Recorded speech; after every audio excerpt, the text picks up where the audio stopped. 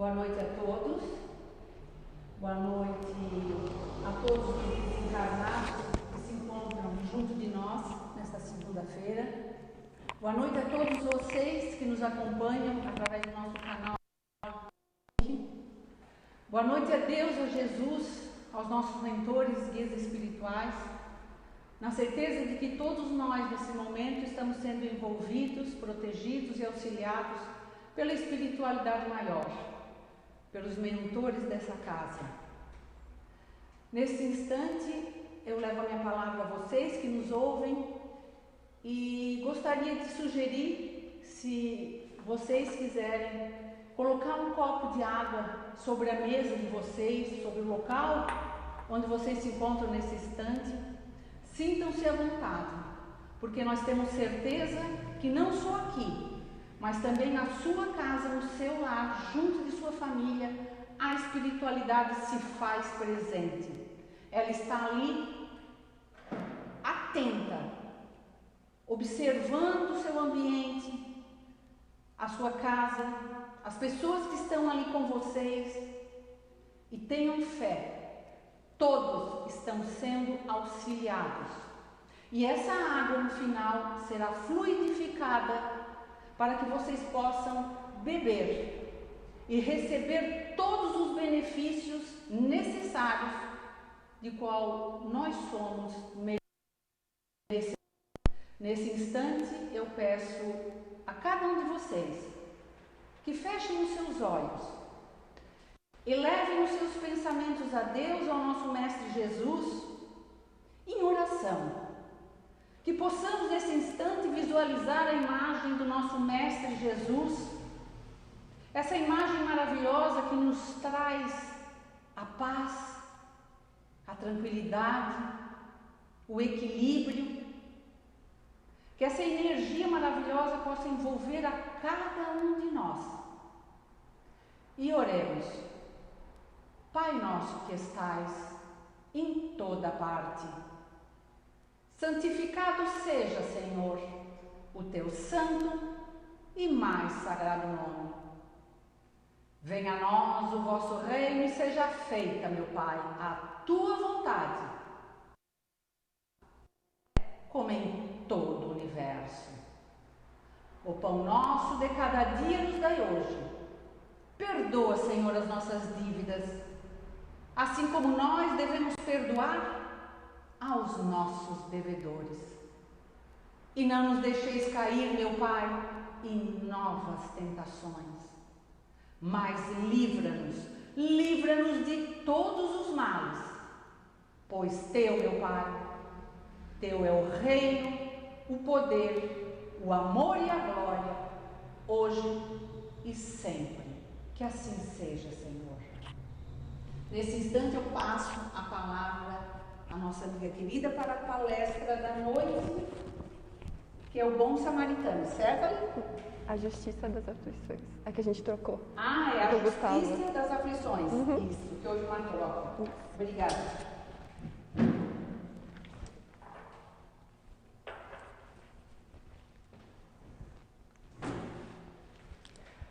Boa noite a todos, sejam todos bem-vindos. Espírita, uma casa que transcende os muros físicos, chegando nos corações de cada um de vocês, nas suas casas, nos seus lares, com as suas famílias, que todos vocês possam se sentir acolhidos pela espiritualidade amiga que está aqui presente e que a gente possa, nesses minutos seguintes, poder conversar um pouquinho, fazer alguns questionamentos, algumas reflexões sobre o tema que me foi assinalado na noite de hoje, que é a justiça das aflições. Por que no mundo temos tantas aflições? Por que há tanto sofrimento? E além disso, permitiu que acontecesse isso comigo? Esse é um questionamento que nós, em algum momento da nossa vida, ou já nos fizemos, ou vamos fazer. por que isso está acontecendo comigo? E daí a gente pode pensar que talvez seja de fato esse um dos grandes questionamentos da humanidade, que nos leva muitas vezes a momentos de crise existencial, de crise de fé, de descrença, que nos traz angústias, porque afinal de contas, se Deus existe, por que existe o sofrimento?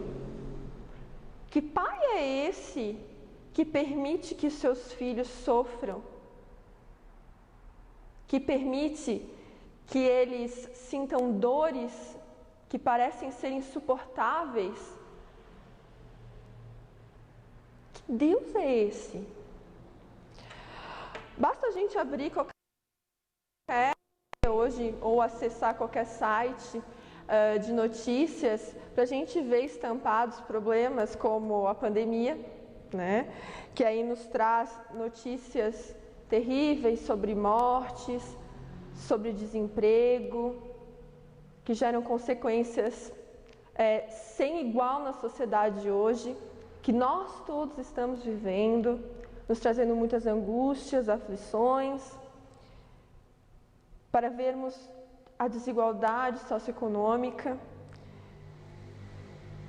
estampando a pobreza, trazendo à tona as maiores vulnerabilidades da sociedade de hoje, todas as feridas delas.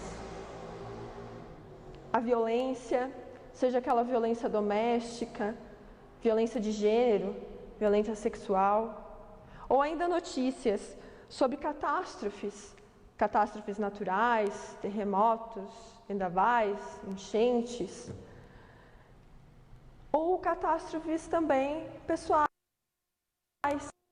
de trânsito, que levam milhares de jovens todos os anos no nosso país. Então, seja perto de nós ou nos noticiários, o sofrimento está por toda parte. Isso não há dúvida. E nos leva realmente a esse questionamento e a reflexões que muitas vezes a gente pode parar para pensar e fazer uma analogia, né? Se a dor fosse uma safra de soja, parece que Deus distribuiu os grãos de forma desigual. Porque uns parecem ter levado cotas maiores de sofrimento, enquanto outros doses maiores de felicidade, de sorte.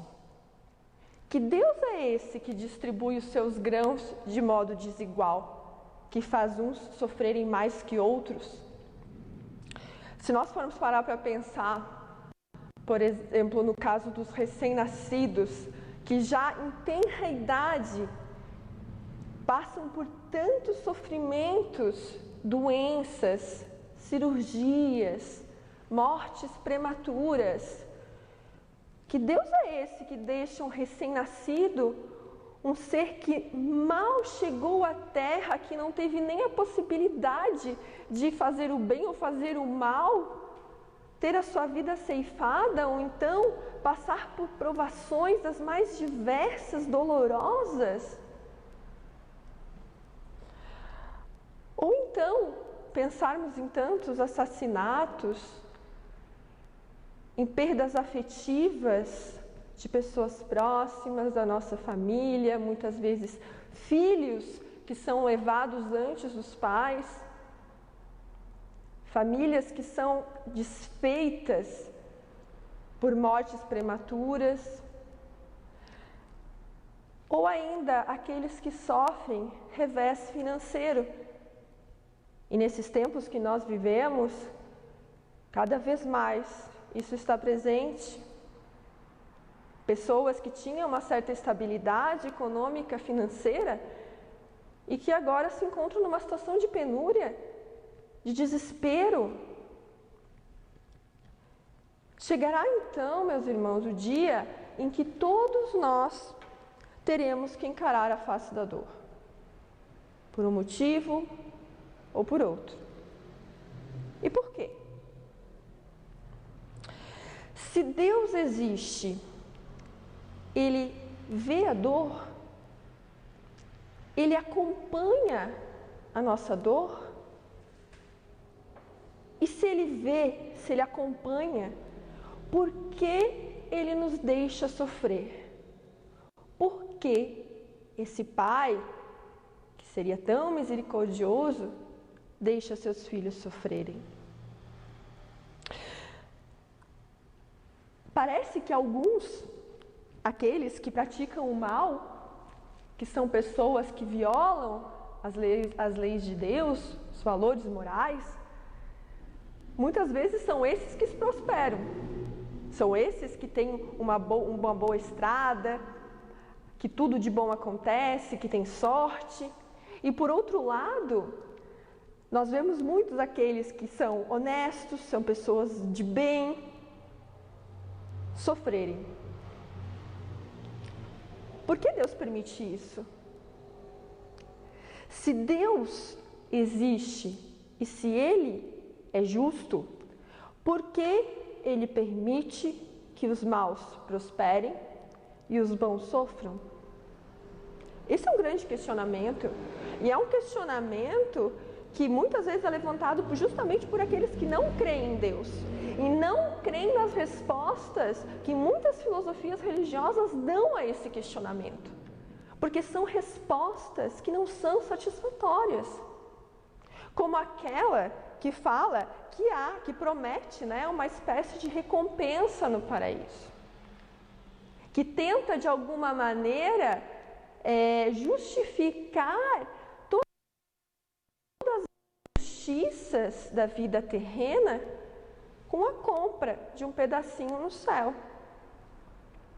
Ocorre, meus irmãos, que o preço dessa passagem é muito desigual. É muito desigual.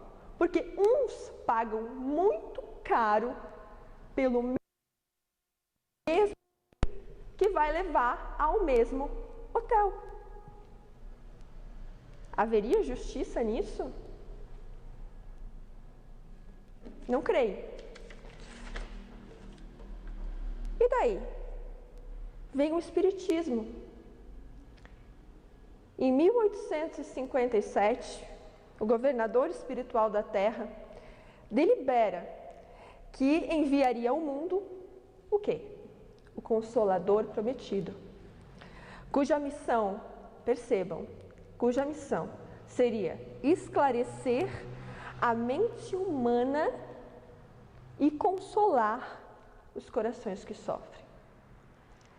A missão do Consolador Prometido, do Espiritismo, que surge lá no século XIX, na França, por meio do seu codificador, Allan Kardec, tem o duplo espectro de dar respostas racionais, lógicas, amparadas tanto na questão religiosa, filosófica, e além disso, e por consequência, consolar, trazer conforto aos sofredores. Respostas racionais, objetivas, diretas, que proporcionem clareza. Uma lógica. O Espiritismo, eu gosto do Espiritismo porque o Espiritismo ele traz respostas lógicas, coerentes. Isso eu acho que é muito importante. Porque não é porque fulano falou que é, então ele falou assim, então é porque é. Não. O Espiritismo, pelo contrário, ele nos convida a criticar, ele nos convida a refletir, a fazer os porquês. E, gente, ele nos traz uma mensagem muito maior, que é justamente a ideia de que nós não estamos sozinhos. Nós sempre estaremos acompanhados, amparados por outros corações que nos seguem, pela espiritualidade amiga, pelos anjos da guarda,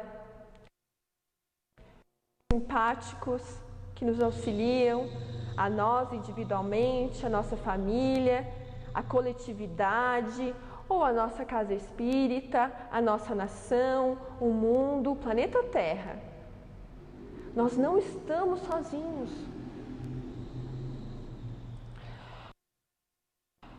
Entre esses inúmeros trabalhos que foram entregues às mãos do codificador, do Allan Kardec, um foi especial, justamente porque ele traz as respostas, ele foi direcionado a tentar responder essas graves questões da humanidade, que é justamente o Evangelho segundo o Espiritismo.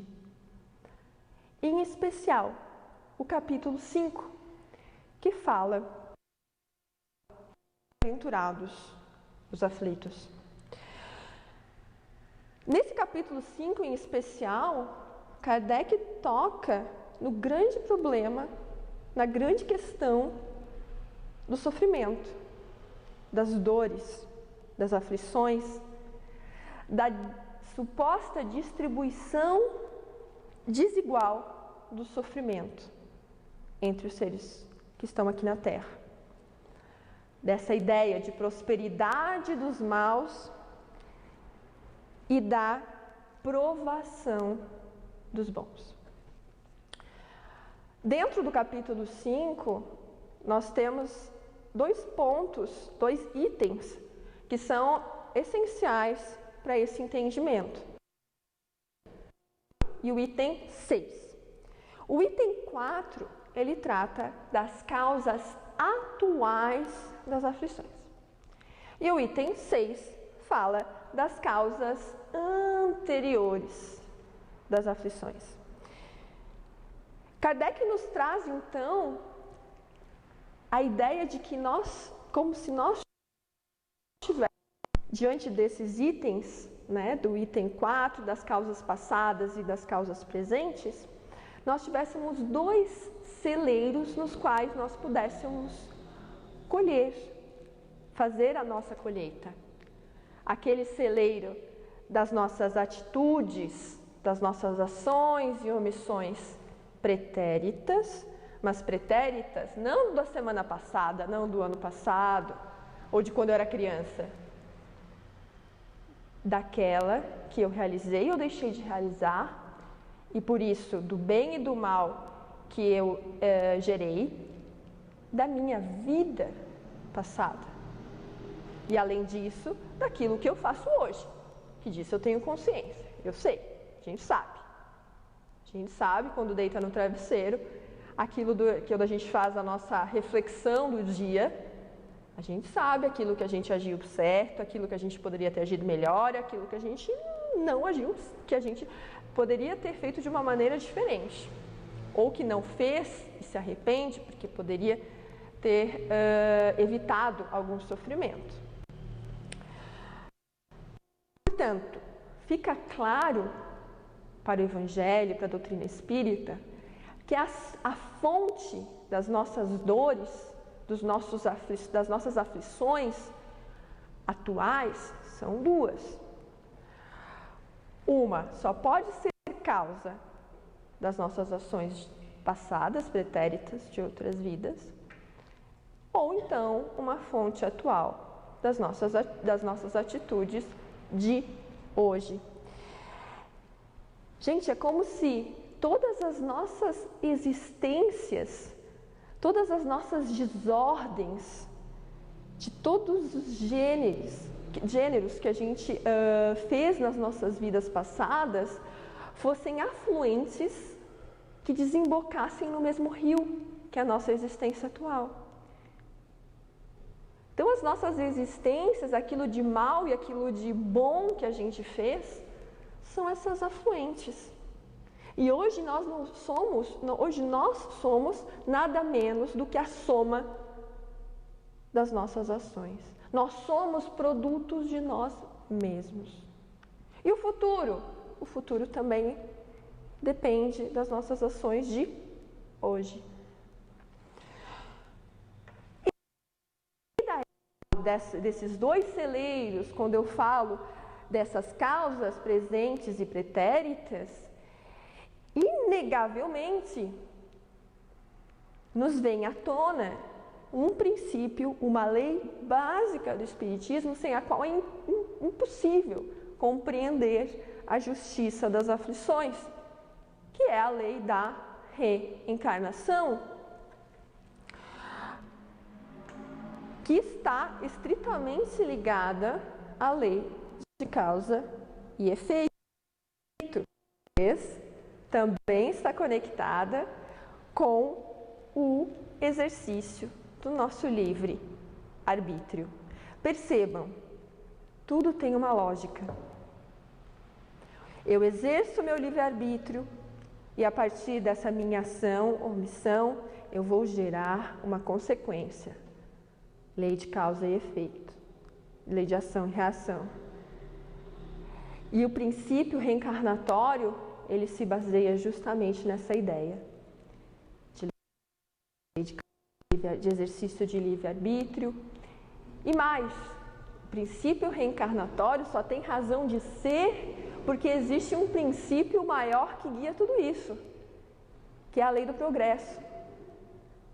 Porque se a gente se questionar, e novamente, vamos nos questionar, para que reencarnar? Deus gosta de ver os seus filhos aí, né, reencarnando, desencarnando, é legal? É um joguinho legal? Não. É porque somente com as inúmeras reencarnações neste planeta e em outros é que nós estaremos aí cumprindo o nosso progresso enquanto indivíduo, que obedece um ritmo. Muitas vezes podemos parar em um determinado ponto, depois continuar, parar, continuar, avançar.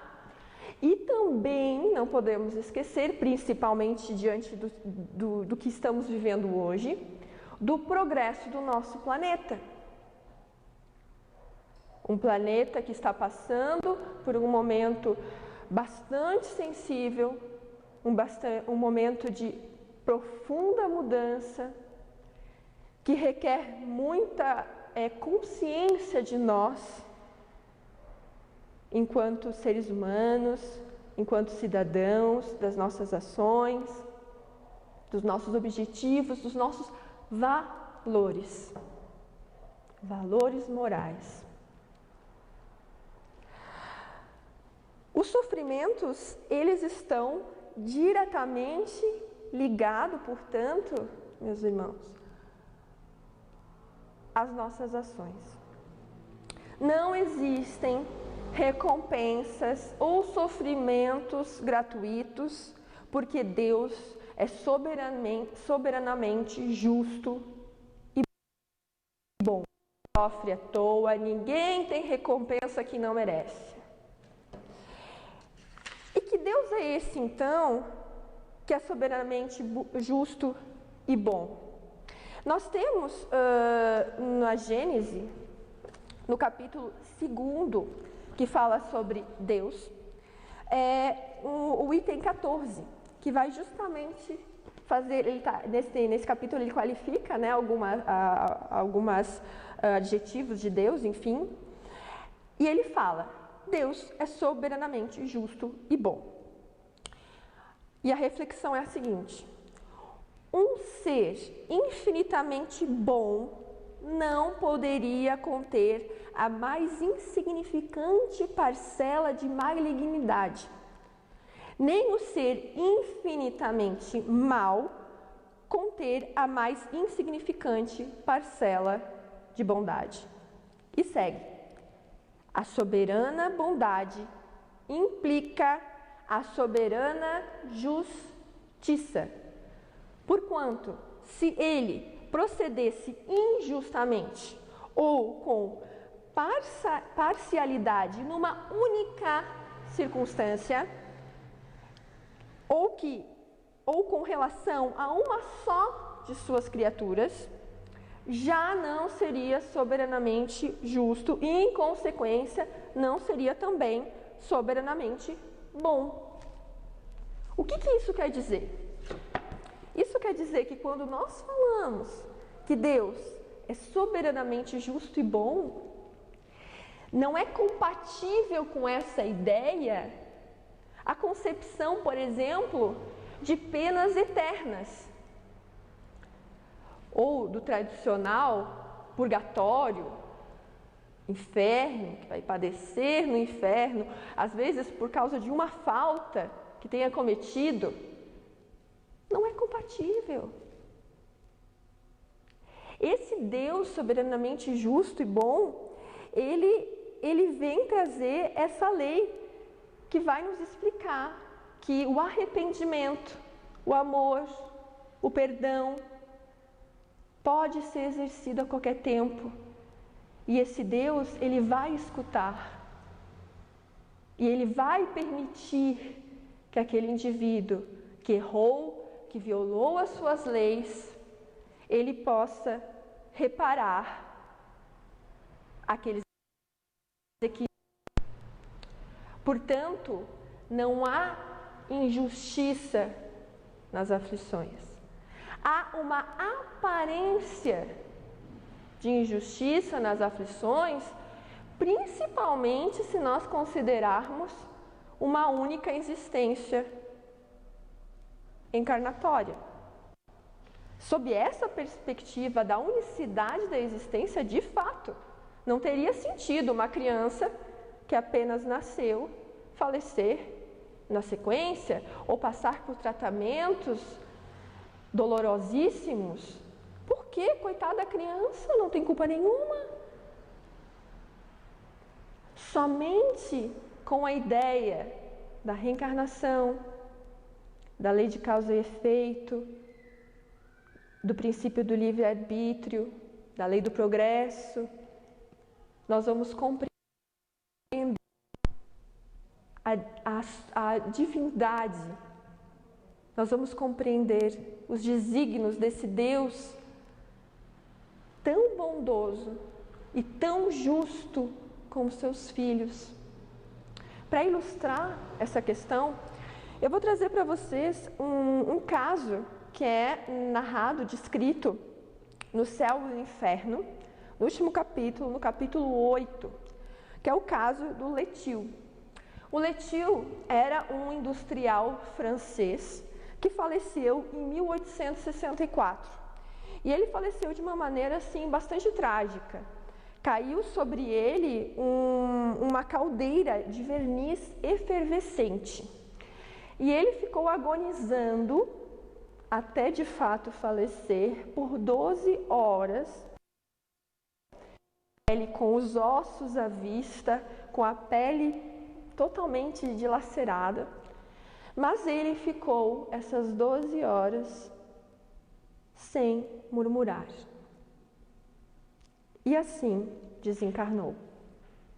Anos depois, ele vem em uma comunicação ao grupo de Allan Kardec, passar ali o seu depoimento, o seu testemunho sobre essa situação. E ele conta, meus irmãos, que ele próprio pediu para desencarnar daquela maneira. Por quê? Porque ele, numa vida pretérita, foi um inquisidor italiano e juiz que havia condenado uma criança, uma menina, a morrer na fogueira, acusada de conspiração contra a igreja. Os algozes se negaram a cumprir a pena que havia sido por ele determinada, e ele, com suas próprias mãos, decidiu e executou a pena. E ele fala: eu, quando estava desencarnado, ainda no plano espiritual, antes de vir à Terra novamente, solicitei que o meu desencarne se desse de maneira análoga àquela da menina que eu tanto fiz sofrer. Ele pedia encarecidamente para que conseguisse manter a firmeza, a força, para perseverar naquele compromisso que ele tinha assumido e não murmurar naquele momento do seu desenlace. E mais, eu gostaria de chamar a atenção, ele alerta sobre a bênção do esquecimento do passado. Perguntamos, ok, Aline, nós então podemos vir a sofrer hoje consequências de nossos atos na vida passada, porém, poxa, se eu soubesse o que fosse, seria mais fácil, Deus poderia ter essa misericórdia para conosco, de nos fazer saber daquilo que cometemos, daquilo que nós nos planejamos. E ele fala, que bênção Deus nos deu do esquecimento, de nos pôr o véu do esquecimento sobre os nossos olhos. Porque se as lembranças do passado nos acompanhassem sobre a terra, não teríamos repouso nos corações, não teríamos jamais a paz.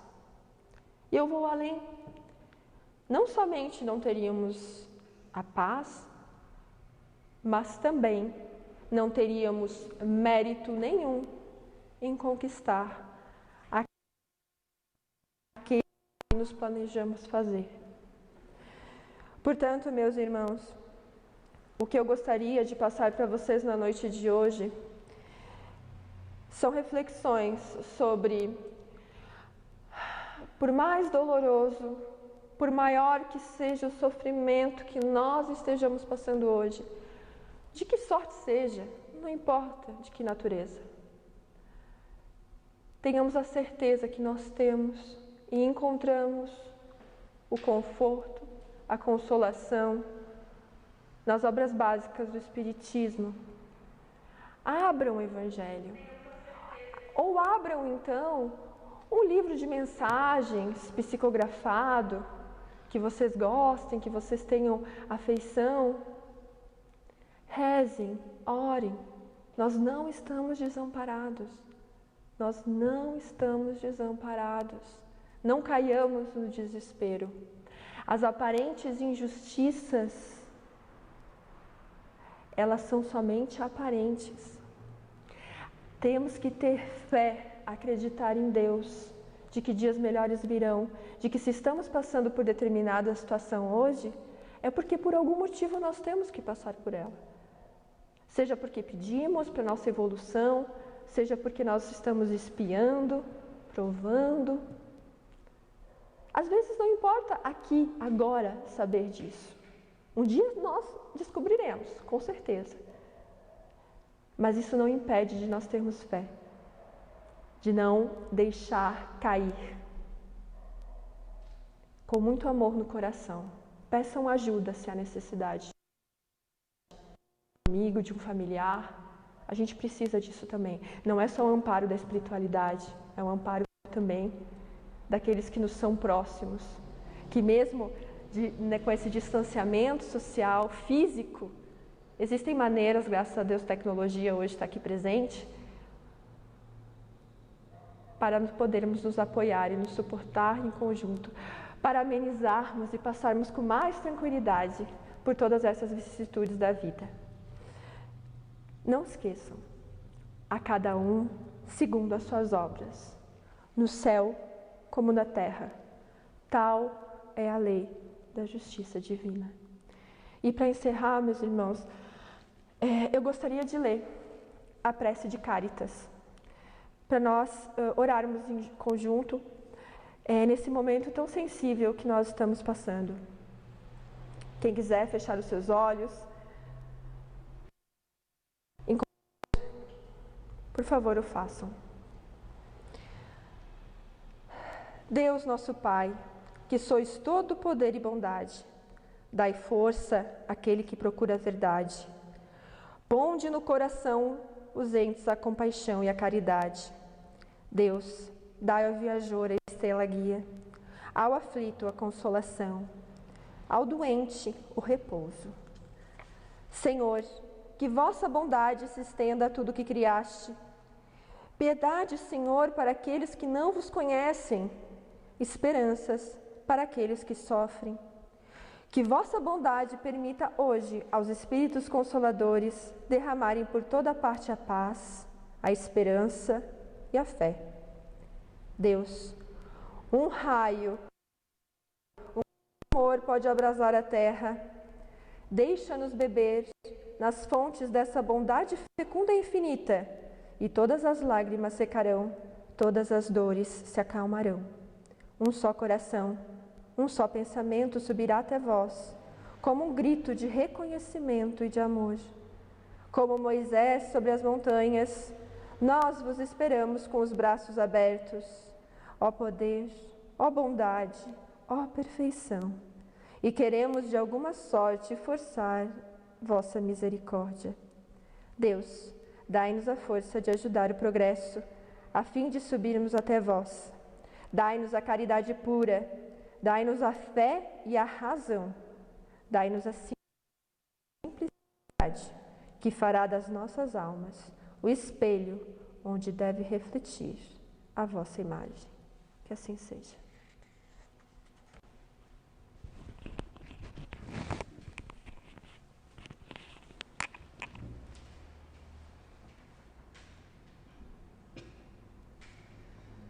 Agradecemos muito a nossa querida Aline pela palestra de forma tão didática, de forma tão esclarecedora, Aline. Muito obrigada mesmo, porque a gente sai fortalecido quando a gente consegue se conectar com esse esclarecimento, acalma o nosso coração. Não tenhamos a menor dúvida que o Espiritismo é o Consolador prometido. E nesse instante, irmãos, nós daremos um passe virtual. Aquela aguinha que foi colocada próximo a vocês será fluidificada. Tenho certeza que o lar de cada um de vocês será abençoado. Será feita toda a asepsia necessária, será transmutada a energia para uma energia divina. Então eu convido a todos que nesse instante, mais uma vez, elevemos o nosso pensamento ao alto, visualizando a imagem do nosso Mestre Jesus, que nesse instante pedimos a Ti, Mestre, que envie dos teus laboratórios invisíveis as substâncias necessárias ao nosso refazimento, que a tua luz possa entrar no lar de todos esses nossos irmãos que nos acompanham pelo nosso canal no YouTube, no Facebook, que seja limpa toda a energia deletéria, negativa que por algum motivo esteja instalada ali. Que a tua luz, Senhor, envolva todos que ali estão. Que fluidifique aquela água que foi colocada ali. Que ela sirva de remédio a quem dela beber. E que todo lar nesse instante se transforme numa grande luz. E que essa luz possa se espalhar por todos os arredores, por todo o edifício, por todo o seu bairro. Te peço, Senhor, humildemente, que essa luz divina possa chegar a todos os hospitais, creches, orfanatos, asilos, penitenciárias, hospitais psiquiátricos, hospitais infantis, instituições que cuidam dos nossos animais, que cuidam da natureza. Que a tua luz possa chegar a todos esses lugares. Que a tua luz envolva a nossa pátria do Evangelho, iluminando do norte ao sul, transmutando toda a energia negativa que paira sobre a nossa pátria do Evangelho, que seja afastada nesse instante, Senhor. Que essa luz possa percorrer todos os países que formam a nossa grande e amada casa chamada terra. Não importa, Pai, aonde esteja aquele teu filho mais isolado e mais solitário, mas que a tua presença esteja lá com ele, auxiliando em especial todos aqueles nossos irmãos, causa do vírus, ou então, Pai, não importa a causa, mas que estão acamados, aqueles que sentem dor, meu Pai, alivia-lhes a dor, e que essa tua luz maravilhosa possa também socorrer aqueles nossos irmãos que se encontram perdidos pelo espaço, nas zonas umbralinas, nos vales dos suicidas. Ó Mãe, uma equipe incansável possa penetrar o vale dos suicidas e que possam ser recolhidos de lá nesse instante aqueles nossos irmãos amados que no momento de desespero tiraram suas vidas. Aqueles nossos irmãos que se encontram perdidos na escuridão do umbral, trevas, que também possam ser acolhidos e todos levados aos hospitais do plano espiritual. Ah, Pai, os hospitais do plano espiritual. Aqui nós pedimos a Ti também, Senhor.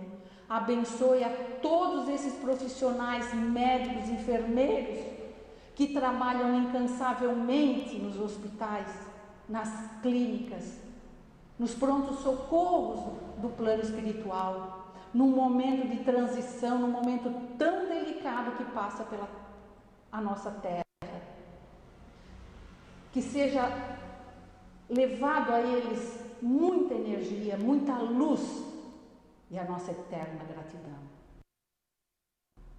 Pai misericordioso, abençoe nossas famílias, abençoe a nossa vida, dai-nos força, dai-nos sabedoria e fé, para que a gente possa ultrapassar, Pai, todos esses momentos difíceis que estamos passando, mas com fé, com esperança, com amor, nós, Pai, passaremos, porque temos certeza de que junto de nós, em todo esse processo, estão todas as tuas equipes, todos os anjos, arcanjos, todos os grandes espíritas que passaram pela terra, pelo Brasil em especial, a quem nós levamos a nossa gratidão, Bezerra de Menezes, Chico Xavier, Eurípides Barçanufo, tantos outros, Pai, que ainda estão aqui lutando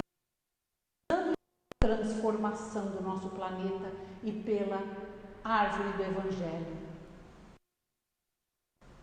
Eterna a todos vocês, aos mentores dessa casa, aos nossos mentores, guias espirituais, anjos da guarda incansáveis, a nossa eterna gratidão.